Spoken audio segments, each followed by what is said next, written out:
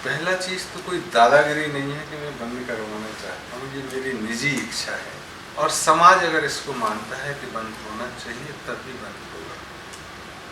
और अगर समाज सोचता है कि ये बंद होना चाहिए तो समाज उपाय ढूंढेगा। अभी तो महज एकाध पार्टी ने कहा कि चुनाव जीतने के लिए हम बेरोजगारी भत्ता देंगे, बिना ये सोचे समझे कि इसके दूरगामी परिणाम और इसके क्रियान्वयन में क्या दिक्कतें आएंगी। क्या ये लूट खसोट का एक दूसरा धंधा तो नहीं बन जाएगा, या हम अपने अकुशल राज्य कर्मचारियों से ये व्यवस्था लागू करा पाएंगे या नहीं करा पाएंगे।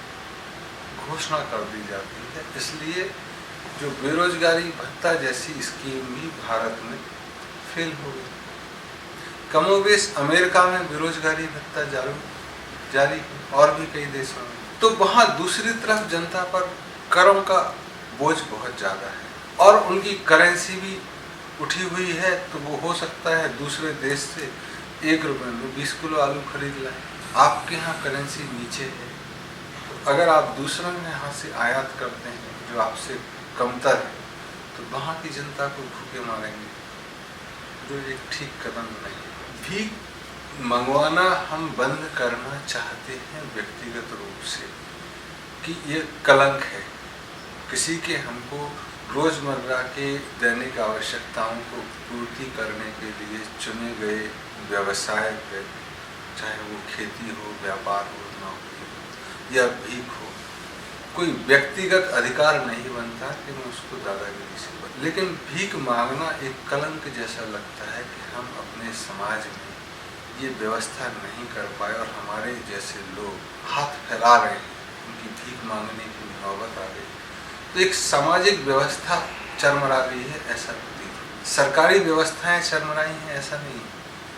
सरकार तो आज की डेट में ऐसा लगता है कि नारा तो ये है कि हम वेलफेयर स्टेट है, सब कुछ करेंगे, कचरा साफ करने से लेके लेटरिन साफ करने से लेके खाना और स्वास्थ्य, और कर कुछ नहीं पाते। समाज को अलग थलग किया।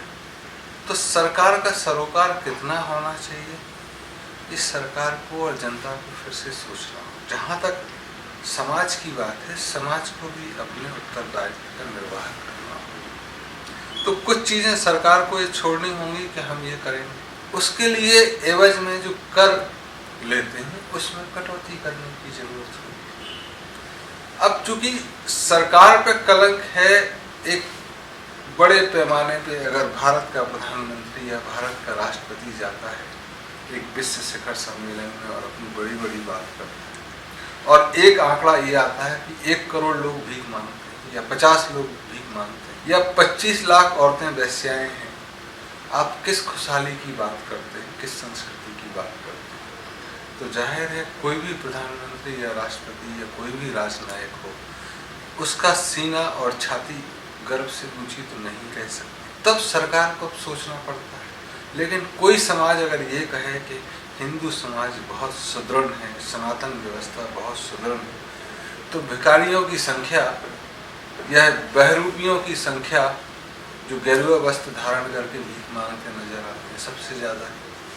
अगर मुसलमान कहें कि हमारे समाज सबसे अच्छा है, तो मस्जिदों के बाहर रमज़ान के महीने के बाहर या दरगाहें हैं प्रसिद्ध, उनके बाहर भिखारी उस समाज की पोल खोलते हुए नजर आते हैं। तब सरकार की जिम्मेदारी बनती है। लेकिन मूलतः ये समाज की जिम्मेदारी है। जिस जगह रहते हैं उस जगह की जिम्मेदारी, चाहे वह मुस्लिम हो, हिंदू हो, क्रिश्चियन हो, कोई भी हो। अगर सामूहिक रूप से रहते हैं तो सामूहिक जिम्मेदारी कि फला गांव में 500 भिखारी हैं, तो आंकड़ा ये नहीं दर्शाता कि कितने मुसलमान हैं, कितने हिंदू हैं। आंकड़ा तो भिखारियों की संख्या कि उस शहर में वेश्याएं ज़्यादा रहती हैं, तो उस शहर में ये थोड़ी ना फिर वो दर्शाता है कि मुस्लिम हैं, हिंदू हैं, बुद्ध हैं, जैन हैं, क्या है। तो शहर की बदनामी, तो सामूहिक उस समाज की जिम्मेदारी बनती है। अगर क्रियान्वयन के बारे में हम चर्चा करें तो बहुत छोटे छोटे उदाहरण अगर हम लें कि कुछ गांव में हमने सुना है कि अगर किसी की मौत की खबर आती है और वह अंतिम संस्कार जला के करते हैं तो हर घर से एक लकड़ी लेके जाते हैं कि एक एक लकड़ी ले जाएंगे तो एक आदमी पे बोझ नहीं पड़ेगा और पूरा हो जाएगा। जहाँ दफनाने की व्यवस्था है वहाँ ये व्यवस्था भी कि सब लोग कुछ नहीं तो एक मुट्ठी मिट्टी तो जरूर डालें, तो अलग से लेबर बुलाने की जरूरत नहीं है, थोड़ा खड्डा खोदेंगे सब लोग। ये दूसरे तरफ से दिखाते हैं कि सामाजिक व्यवस्थाएं कुछ कायम है। कुछ पूर्व में हमने सुना था कि किसी गांव में अगर कोई बैंकरप्ट हो जाता है, कोई दिवाला या ऐसे गरीब हो जाता है, तो उस गांव का हर आदमी, बहुत पहले की घटना, 1 रुपये और 1 ईंट लेके जाता है उसके पास, जिससे वह अपना कारोबार, अपना व्यवसाय पुनः चला सके।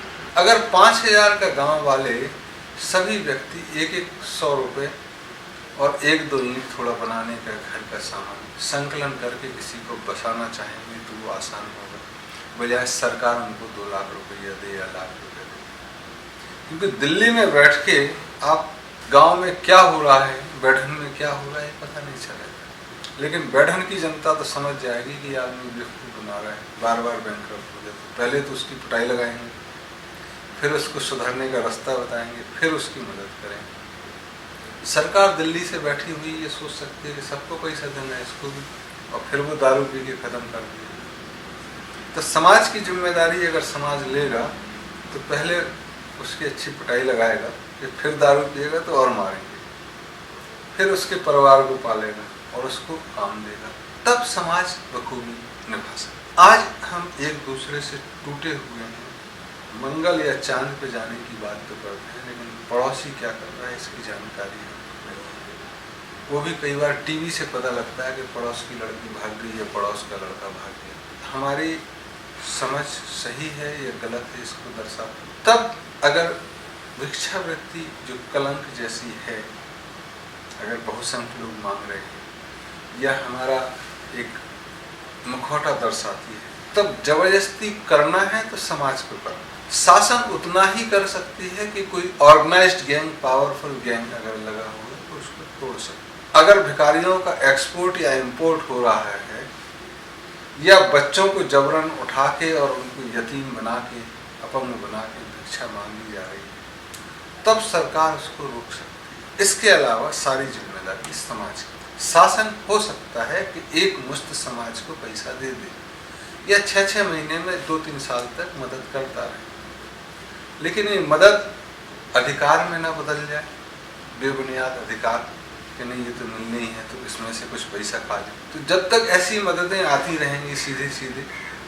तब तक दिक्कत हो। तो बेरोजगारी भत्ता, भिक्षा, ये चलने वाली चीज़ें नहीं। ये समाज को काम देना, चाहे वह तालाब खुदवाएं उनसे, चाहे शहर की सफाई कराएं, पेड़ लगाएं, खेती कराएं, बच्चों को शिक्षा दिलाएं, कपड़े साफ कराएं, ये समाज की जिम्मेदारी होनी चाहिए। सरकार जो सामूहिक रूप से नेतृत्व करती है, वह अगर हस्तक्षेप करेगी तो उनको अकर्मण्य बनाएगी, अपंग बनाएगी समाज को। इसलिए समाज का बढ़ना जरूरी है। धार्मिक स्थलों को आगे आके ये भूमिका निभानी हो, तो सबसे पहले तो धार्मिक स्थलों के बाहर जो भिखारी हैं, ये कि भगवान के नाम पे, अल्लाह के नाम पे कोई देगा हमें, वही बंद करना हो। तो शुरुआत तो वहीं से हो सकती है कि जितना चढ़ावा आए उसमें से उनकी व्यवस्था हो। लेकिन आज की डेट में हालत ये है कि एक बार 3-4 धर्मों के जो मुख्य कर्ता धर्ता होते हैं, पुजारी, मौलवी या पादरी कहें, तो बोले यार कि लोग भगवान के नाम पे पैसा चढ़ाते हैं, तुम कितना लेते हो भगवान जी के लिए, कितना छोड़ते हो? हाँ यार, ये तो महत्वपूर्ण प्रश्न। तो एक ने कहा कि हम तो एक कमरे में पैसा इकट्ठा कर लेते हैं, हाथ में ले लेते हैं और एक लाइन खींच लेते हैं और ऊपर उठा लेते हैं। जितना लाइन के दाईं तरफ आ जाए वो भगवान का, बाईं तरफ आ जाए वो मेरा। उछालने वाला तो वही है। दूसरा उससे ज़्यादा चालाक रहा होगा, कहता नहीं हम तो एक सर्कल बना देते हैं, भगवान की आवश्यकता है, वो तो इतना सारा देखना, सर्कल बना देते हैं और फिर पैसा उछाल देते हैं। जो उस बीच के चक्र में गिर जाए वो भगवान जी के नाम पे खर्च कर देता हूँ, धार्मिक स्थान के नाम पे, और बाकी अपने घर पे ले जाता हूँ। तीसरा और भी चालाक होगा, बोले भगवान जी तो ऊपर रहते हैं, अपन तो पैसे उछालते हैं, जो ऊपर रह गया वो भगवान जी का, जो नीचे गिरा वो मेरा। ऐसी व्यवस्थाओं में आप देखेंगे कि अगर धार्मिक स्थलों पर भी छोड़ा जाएगा तो क्या होगा। तब समाज में धार्मिक स्थलों में चीजें कैसे चलें उस पर ध्यान देना होगा। डॉक्टर इंजीनियर बनना कठिन है, ब्राह्मण मौलवी पादरी बनना और कठिन है। तब उसकी परीक्षा जरूरी होगी समाज द्वारा।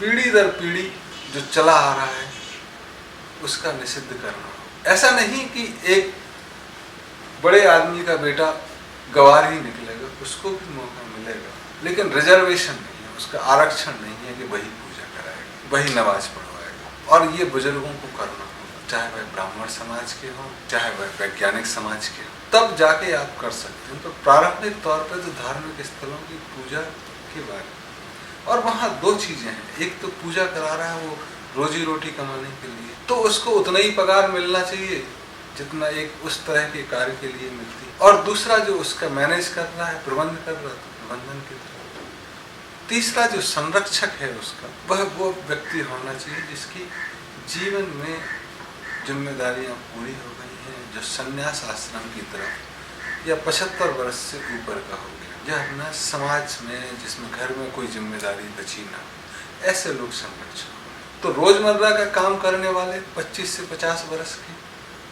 बाह्य व्यवस्था प्रबंधन देखने वाले 50 से 75 वर्ष, और संरक्षक श्रेणी में 75 वर्ष के ऊपर के जो वहीं रहे। ऐसी व्यवस्थाओं के बाद आगे बढ़ना, तब जाके आप देखोगे कि भिक्षावृत्ति बहुत जल्दी समाप्त होगी। लेकिन हम जहाँ तक देखते हैं कि अगर हम शुरू करें आज या 1 साल बाद, तो इस कार्य में 15-20 साल लग सकते हैं, तब जबकि समाज की सहमति हो, समाज आगे बढ़ के इस कदम को अपने साथ अंगीकार करें, इसको महत्वपूर्ण कदम माने कि हम स्वस्थ रहेंगे, ये हमारी जिम्मेदारी है। दूर बैठा, दिल्ली में बैठा या वाशिंगटन में बैठा डिसाइड नहीं करेगा कि हम स्वस्थ रहें, तब जाके हम ऐसी समस्या